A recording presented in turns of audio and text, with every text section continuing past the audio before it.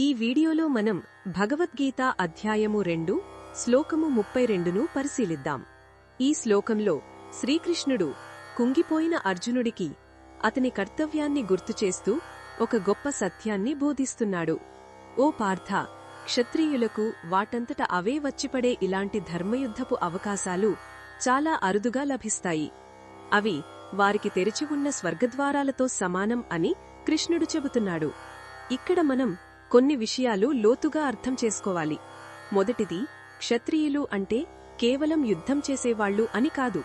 సమాజంలో ధర్మాన్ని, న్యాయాన్ని, ప్రజలను కాపాడే బాధ్యత ఉన్నవారు. మన ఇంట్లో పెద్దవాళ్లు కుటుంబాన్ని ఎలా కాపాడుతారో అలాగన్నమాట.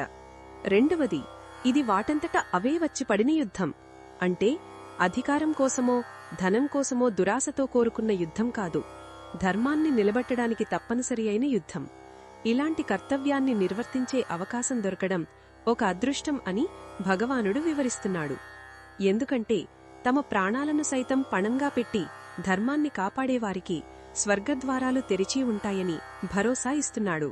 ఉదాహరణకు, ఒక వైద్యుడికి ప్రాణాపాయ స్థితిలో ఉన్న రోగిని కాపాడే అవకాశం వస్తే దాన్ని భారంలా కాకుండా తన వృత్తిధర్మాన్ని నెరవేర్చే ఒక గొప్ప అవకాశంగా భావిస్తాడు.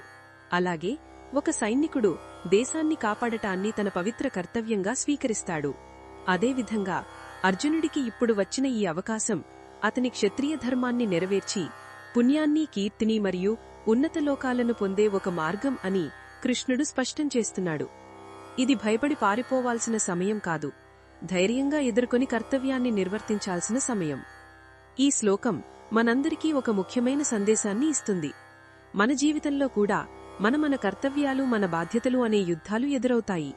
కొన్నిసార్లు అవి చాలా కష్టంగా అనిపించవచ్చు, కాని వాటిని ధర్మబద్ధంగా, నిజాయితీగా, ధైర్యంగా నిర్వర్తించినప్పుడు అది మన ఆత్మను ఉన్నత స్థాయికి తీసుకువెళ్లే ఒక ఆధ్యాత్మిక సాధన అవుతుంది. మన కర్తవ్యాన్ని నిర్వర్తించడమే భగవంతుడికి మనం చేసే ఉత్తమమైన పూజ. ఇది ఈ శ్లోకంలోని భావాన్ని వివరించడమే లక్ష్యం. మరిన్ని భగవద్గీత శ్లోకాల అర్థాన్ని తెలుసుకోవాలంటే మా తదుపరి వీడియోలను తప్పకుండా చూడండి.